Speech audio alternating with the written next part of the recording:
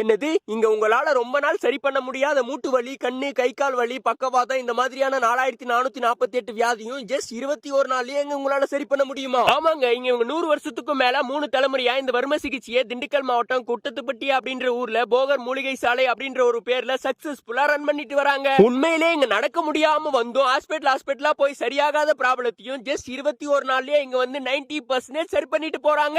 இருந்ததுக்கு இப்ப பரவாயில்ல. எதுவுமே எனக்கு செய்ய முடியாது. இப்போ கொஞ்சம் நல்லா இருக்கு.